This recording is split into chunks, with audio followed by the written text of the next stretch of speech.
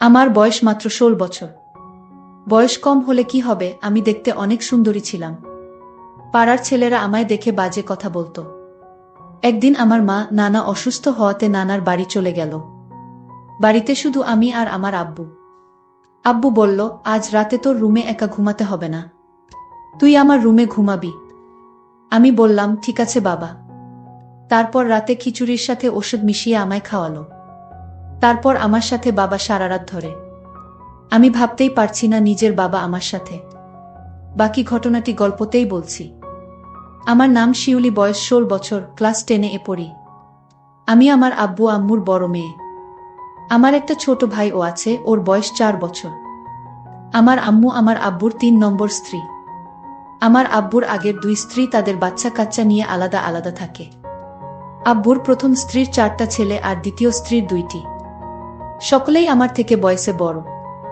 আব্বু প্রতি সপ্তাহে ২ দিন করে আমাদের বাড়িতে থাকেন। সপ্তাহের বাকি দিনগুলো ওনাকে ওনার অন্যদের বাড়িতে থাকতে হয়। ওনার খুব বড় কাপড়ের বিজনেস আছে। আমার বয়স ১৬ বছর হলেও এই বয়সেই আমার দেখতে অনেক লম্বা। গায়ের রংটাও ফর্সা। যখন আয়নায় নিজেকে দেখি তখন আমি নিজেই অবাক হয়ে ভাবি আমি এত সুন্দর। একদিন আমার আম্মুর আব্বু হঠাৎ করে অসুস্থ হয়ে পড়লেন। ওর বাড়ি থেকে সকালে ফোন করে জানানো হলো। খবর শুনেই আম্মু আমার ছোট ভাইকে নিয়ে তড়িঘড়ি করে তাকে দেখতে নার্সিংহোম বেরিয়ে গেলেন। আমি বাড়িতে একলা রইলাম। আম্মু দুপুরের দিকে আমাকে ফোন করে বললেন যে ওর আব্বুর অবস্থা খুব খারাপ, তাই আম্মু আগামী ২-৩ দিন হয়তো বাড়িতে ফিরতে পারবেন না।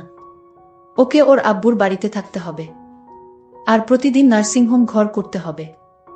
আম্মু আমাকে আরও বললেন যে একটু আগেই তোর আব্বুর সাথে ফোনে কথা হয়েছে। তোর আব্বু কথা দিয়েছে যে আগামী ২-৩ দিন ও রাতে বাড়ি ফিরে আসবে। তোর কোনো চিন্তা নেই, তোকে রাতে একা থাকতে হবে না। তবে রান্না বান্নার ব্যবস্থা তোকেই করতে হবে। সকালে তোর আব্বুর জন্য খাবার আর দুপুরের টিফিনটাও তোকে বানিয়ে দিতে হবে। যদি বাজার দোকানের দরকার হয় তাহলে তোর আব্বুকে বলবি, তোর আব্বু ব্যবসায় যাবার আগে তোকে দরকার মতো বাজার দোকান করে দেবে। আম্মু জানতেন যে আমি যেটুকু রান্না বান্না জানি তাতে ২-৩ দিন কাজ চালিয়ে নিতে পারবো। রাতে আব্বু ব্যবাস থেকে ফেরার পর আমি আব্বুকে বললাম, আব্বু তোমাকে চা করে দেব। আব্বু বলল, তুই পারবি তো গ্যাস জ্বালিয়ে চা করতে? আমি হেসে বললাম, আমি এখন একটু একটু করে রান্না বান্না করা শুরু করেছি, কোনো অসুবিধা হবে না। আব্বু বলল, অসুবিধে হলে বলিস, তাহলে হোটেল থেকে খাবার এনে নেব।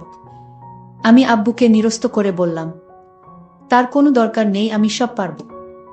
আব্বু খুশি হয়ে আমার মাথায় হাত বুলিয়ে বাথরুমে ফ্রেশ হতে ঢুকল আর আমি রান্নাঘরে চা করতে ঢুকলাম। আম্মু থাকলে আম্মুই আব্বুর জন্য চা করে।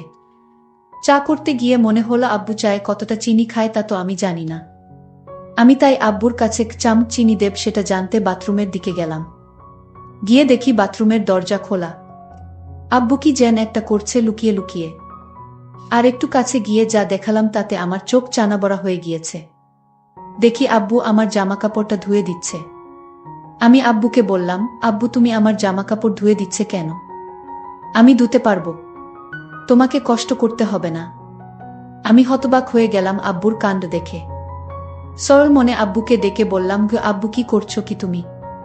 ওগুলো আমিও কাচতে পারবো তো? আব্বু বলল, ওগুলো থেকে তো ঘামের গন্ধ বের হচ্ছে। আব্বু প্রথমটায় কেমন যেন একটু থতমত খেয়ে গেল। আমি যে হঠাৎ এখানে চলে আসতে পারি তা হয়তো ভাবেনি। কিন্তু আব্বু কয়েক সেকেন্ডের মধ্যেই নিজেকে একটু সামলে নিল। আমি তো আব্বুকে কোনোদিন দেখিনি আমার কাপড় ধুয়ে দিতে। আজ কেন আব্বু কাপড় ধুয়ে দিচ্ছে? আমি ভাবলাম আম্মু হয়তো বাড়িতে নেই তাই।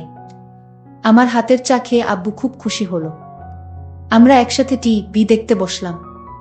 টিভিতে একটা সিনেমা চলছিল। সিনেমাতে হঠাৎ একটা অদ্ভুত দৃশ্য দেখতে পেলাম আর সেটা দেখে আমার ভয় করতে শুরু করলো। আর আমি ভূতকে খুব ভয় পাই। আব্বু আমার ভয় দেখে নিজের আব্বুকে নিজেরই কেমন যেন অচেনা বলে মনে হতে লাগলো। যে আব্বু আমাকে কষ্ট করে বড় করেছে, যে আব্বুর কাছে এটা ওটা বায়না করেছি, দুষ্টুমি করলে বা পড়াশোনায় ফাঁকি দিলে, যে আব্বুর ধমক খেয়ে অভিমানে কান্নাকাটি করেছি, শরীর খারাপ হলে যে আব্বু আমার পাশে সারারাত ঘুমিয়ে থেকেছি, সেই আব্বুকে আজ হঠাৎ কেমন যেন অচেনা একটা বাইরের লোক বলে মনে হচ্ছিল। আব্বুকে আজ আমি অন্যরকম দেখতে পেলাম। ঝট করে উঠে পড়ে রান্নাঘরের দিকে হাঁটা দিলাম। আব্বুকে বললাম, আব্বু আমি একটু রান্নাঘরে যাচ্ছি, আমাকে রাতের খাবার গরম করতে হবে। আমি আব্বুকে দেখলাম আমার পিছু পিছু রান্নাঘরে চলে আসছে। আব্বুকে বললাম, তোমার আসার তো দরকার ছিল না। তারপর রাতে আমি আর আব্বু একসাথে খাবার টেবিলে খেতে বসলাম। দেখি আব্বু খেতে বসেও এক অন্যরকম দৃষ্টিতে আমার দিকে বারবার তাকাচ্ছে। জীবনে কোনোদিন আব্বুকে আমার দিকে এরকমভাবে তাকাতে দেখিনি আমি। আব্বু হঠাৎ আমাকে জিজ্ঞেস বলল, তোর আম্মু কি পরশু ফিরবে? আমি বললাম, জানি না, তবে আম্মু আজ ফিরতে পারবে না সেটা বলেই গেছে। শিউলি, আজ রাতে তুমি আমার রুমে ঘুমাবে। আমি বললাম, কেন? আমি তো আমার ঘরে সব বলে বিছানা করে রেখেছি। আব্বু বলল, আজকে তো তোমার আম্মু নেই, আলাদা আলাদা শুয়ে কি হবে? আর তাছাড়া আমি তোমাকে একা একা রুমে ঘুমাতে দিতে পারি না। আমি বিশেষ না ভেবে মাথা নেড়ে সম্মতি দিলাম। রাতে আমি আম্মুর শোবার ঘরে গিয়ে খাটে মশারি টাঙিয়ে শুয়ে পড়লাম। আব্বু তখন বাথরুমে। আব্বু বাথরুম থেকে ফিরে ঘরে ঢুকে দরজা বন্ধ করে দিল। আব্বু লাইট নিভিয়ে দিল। আমি বললাম, আব্বু নাইট বাল্বটা জ্বালাও না। আব্বু বলল, না থাক, আজ অন্ধকারই ভাল লাগছে। লাইট পুরোপুরি নিভে যেতে ঘরে অন্ধকার ছেয়ে এল আর আমি ঘুমিয়ে পড়লাম। আধ ঘন্টা পর হঠাৎ আমার ঘুম ভেঙে গেল। আমার কোনোভাবেই ঘুম আসছিল না। আমি লক্ষ্য করলাম আব্বু ঘুমায়নি। আব্বু এখনো জেগে আছে। আমি আব্বুকে বললাম, আব্বু তুমি এখনো ঘুমাওনি কেন? আব্বু তখন বলল, আমার ঘুম আসছে না মা। আব্বু বলল, তোর মায়ের কথা খুব মনে পড়ছে। আমি আব্বুকে বললাম, আব্বু একদিন হলো না আম্মু বাড়িতে নেই, আর তাতেই তুমি এত চিন্তিত হয়ে গেছো। আব্বুল বলল, মা আমি তোর মাকে অনেক ভালোবাসি। আমি আব্বুকে বললাম, শুধু আম্মুকে ভালোবাসো? আব্বু বলল, এই পরিবারের সবাইকেই ভালোবাসি, তবে তোকে একটু বেশি স্নেহ করি। জানো আব্বু, পাড়ার বদমাস ছেলেগুলো মাঝে মাঝে আমার দিকে কেমন দৃষ্টিতে তাকিয়ে থাকে। এ কথা বলতেই আব্বু এরকম অদ্ভুত আচরণ করছিল, ঠিক বুঝতে পারছিলাম না। তাছাড়া আব্বু আমাকে এখন তুই তুই করে না বলে মাঝে মাঝেই তুমি তুমি করে কথা বলছিল। আব্বু, আমাকে তুমি এরকম করো না। তুমি আমার বাবা। আর তুমি আমাকে তুই তুই করে না বলে তুমি তুমি করেই বা কথা বলছো কেন? তোমাকে খাইয়ে পরিয়ে অনেক স্নেহ ভালোবাসা দিয়ে বড় করেছি। অনেক টাকাও খরচ করেছি আমি তোমার পেছনে। আমি আজ তোমার কাছে এমন একটা জিনিস চাইবো, তুমি আমাকে দিবে মা? আমি আব্বুকে বললাম, আব্বু তুমি এভাবে বলছো কেন? আমি তোমার মেয়ে, আমি তোমার সব ইচ্ছা পূরণ করতে পারি। আব্বু তখন খুশি হয়ে বলল, মা সত্যি আমার একটা ইচ্ছা ছিল, সেটা তুমি পূরণ করবে। বাবা তুমি কেন ভয় করছো? আর আমি তোমার মেয়ে, আমার কাছে কোনো কিছু লজ্জা পেলে চলবে। তুমি বলো আমার কাছে কি চাও? বাবা তখন বলল, আচ্ছা মা, আমি তোমার আম্মুর সাথে যা করি আমি তোমার সাথে তা করতে চাই। তুমি কি তাতে রাজি? আব্বু তুমি এসব কি বলছো? আমি তোমার মেয়ে, আমি কি বড় হয়ে গেছি যে আমি তোমার সকল কথা রাখতে পারবো? আমি তো এখনো অনেক কিছু বুঝি না। আমি আব্বুকে বললাম, আব্বু আমি তোমার মেয়ে, আর তুমি কি বলছো এসব? আমি এই কথা কিছুতেই রাখতে পারবো না। আব্বু তখন কেঁদে বলল, তুমি যখন ছোট ছিলে তখন তোমার শরীর খারাপ হলে কত রাত আমি না ঘুমিয়ে জেগে থেকেছি জান। তুমি কত বায়না করেছো আমার কাছে। তোমার সব ইচ্ছা, বিভিন্ন গিফট সহ আমি কষ্ট করে তোমার আবদার পূরণ করেছি। আজ তোমার কাছে আমি একটা সামান্য জিনিস চাইছি, তা তুমি দিতে পারবা না মা। আমি বাবাকে বললাম, বাবা এটা সামান্য না, এটা কেউ দিতে পারবে না। আমি আমার মেয়েকে বললাম, তাহলে তুমি আমাকে এত বড় কষ্ট দিলে, মুখে মুখে না করে দিলে তুমি? আমি জানতাম না আমার মেয়ে এতটা পাষাণ হতে পারে। আমি আমার বাবাকে বললাম, বাবা এটা কি করে সম্ভব, তুমিই বলো। আর তোমার মতো বাবা আমি খুব কম দেখেছি। যেটা পারবো না সেই জিনিসের কথা কেন বললে বাবা? আমি বাবাকে তখন কান্না করতে দেখলাম, বাবা কাঁদছে। আমি বাবাকে বললাম, তুমি কেন কাঁদছো এইভাবে? ঠিক আছে, তুমি যদি কান্না না থামাও তাহলে আমি কিন্তু তুমি আমায় যা বলছো সবকিছু আমি আম্মুর কাছে বলে দিব। আমি তখন বললাম, না মা, এসব কি কাউকে বলা যায়? তুমি তোমার আম্মুকে কিছু বলো না। যদি তোমার আম্মুর কাছে আমার কথা বলো তাহলে তোমার আম্মু এ বাড়িতে আমায় জায়গা দিবে না। তাই তোমার আম্মুকে এসব বলতে যেও না। তুমি কি চাও এ বাড়ি থেকে আমি দূরে কোথাও চলে যাই? আমার মেয়ে শিউলি তখন বলল, তাহলে আব্বু তুমি আর কোনোদিন এসব কথা বলবে না? আমি বললাম, ঠিক আছে মা, বলবো না। তবে আমার একটা অন্য কথা আছে, সেটা রাখবে না মা?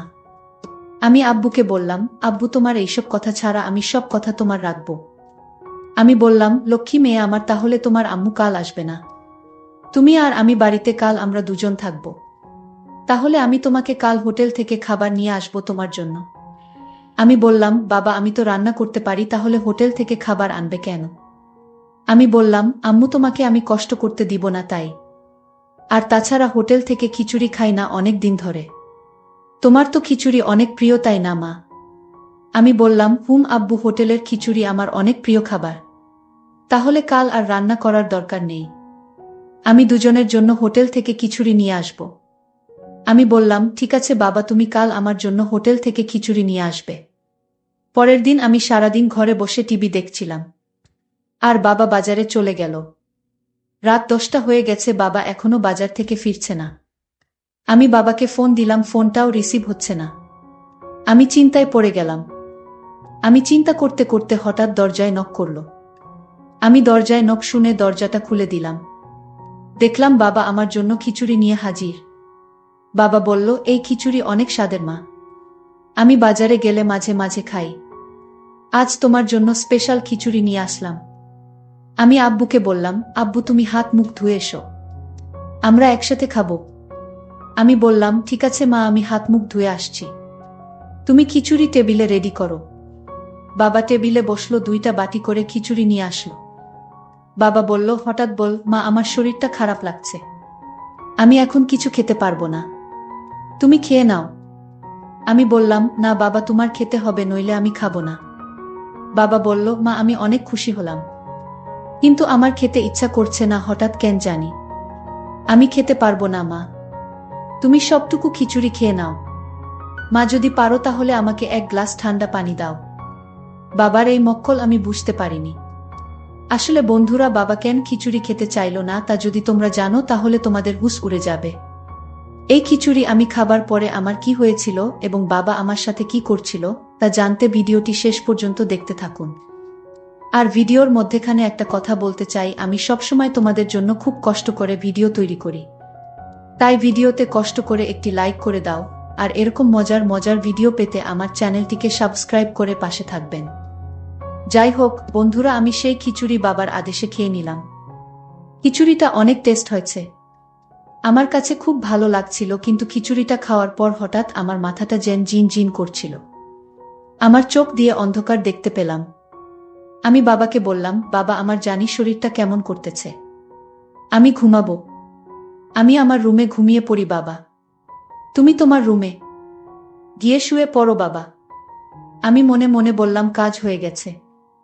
আমার মেয়ে তার রুমে গিয়ে শুয়ে পড়ল। আর দরজাটা লক করতে ভুলে গেছে আমার মাম্মি। আমার মেয়ে তখন বিছানায় শুয়ে পড়ল। শুয়ে পড়ার সাথে সাথে ঘুমিয়ে গেল। আমি গভীর রাতের জন্য অপেক্ষা করতেছিলাম। রাত যখন 2টা বাজে তখন আমি আমার মেয়ের রুমে গেলাম। তারপর তার বিছানায় বসলাম। দেখলাম আমার মেয়ে নিষ্পাপ শিশুর মতো ঘুমাচ্ছে। আমার মেয়েকে চাঁদের চেয়েও সুন্দর লাগছিল। আমি আমার মনের অজান্তেই ভুল গিয়েছিলাম এটা আমার মেয়ে। আমি যখন আমার মেয়ের দিকে তাকিয়েছিলাম তখন দেখলাম মেয়ে আমার খুব শান্তিতে ঘুমাচ্ছে। আমার মাথায় মাথায় বারবার জানান দিচ্ছিল, আজ তোমার সুযোগ, আজ তোমার এই সুযোগ কখনো চেয়ে দিও না, কারণ এই সুযোগ তুমি আর পাবে না। আর তাই আজ তোমার সময়। আমার মাথায় এই চিন্তা ভর করল। হঠাৎ লক্ষ্য করলাম আমার মেয়ে আমার দিকে তাকিয়ে রইল।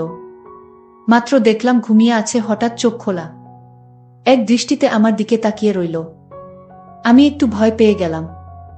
আমার মেয়ে কিনা কি মনে করে এত রাতে তার রুমে আমি আমার মেয়েকে বললাম, মা তুমি মশারি টানাতে ভুলে গিয়েছো, কিন্তু তোমায় মশায় থেকে বাঁচাতে আমি মশারি টানিয়ে দিতে আসলাম। দেখি আমার মেয়ে কোনো কথা বলে না, আমার দিকে এক পলকে চেয়ে রইল। আমি বললাম, মা তুমি কথা বলছো না কেন? আমার আরো একটা জোরে ডাক দিলাম, মা তুমি কথা বলছো না কেন? আমি আমার মেয়ের নাকের কাছে হাত দিয়ে দেখলাম সে নিঃশ্বাস নিচ্ছে না। আমি বুঝতে পারলাম আমার মেয়ে দুনিয়াতে নেই, আমার মেয়ে মারা গেছে। আমি চিৎকার করে কান্না করে বললাম, আমি একই করলাম, আমি আমার মেয়েকে নিজের দোষে দুনিয়া থেকে বিদায় করে দিলাম। আমি তো জানতাম না যে এই খিচুড়ি খেলে মেয়ে মারা যাবে। আমি ভেবেছিলাম ঘুমিয়ে থাকবে, কোনো হুঁশ থাকবে না।